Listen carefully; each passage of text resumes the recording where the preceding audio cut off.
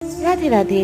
তো বন্ধুরা, শ্রীজি মেহেল থেকে তো আমরা বেরিয়ে এই বারান্দাতে দাঁড়িয়ে আছি। এখান থেকে তোমাদেরকে একবার দেখাই গোটা বারসানাটা উপর থেকে কি সুন্দর দেখায়। দেখো, এইটা হচ্ছে আমাদের রাইয়ের বাড়ি, উনি এখানে থাকেন, এটা ভাবা যায়? আর আমরা কতটাই না লাকি যে এখানে এসে ওনার দর্শন করে, ওনার পুজো করে, ওনার মেহেলের চারিপাশে ঘুরপাক খাচ্ছি। এখানে অনেকটা টাইম আমরা স্পেন্ড করেছি। আর এর দেখো, হাসি আর খুশি দুটোই থামছে না। তো যাকে এখন নিচে নেমে এসেছি, রাইকে একটুখানি খাওয়ালাম, সেই তো দুপুরবেলা খেয়েছে। আর ওর খাওয়া হয়ে যাওয়ার পরে ওর যে প্রসাদটা, সেটা আমরা সকলে মিলে খেয়েছি।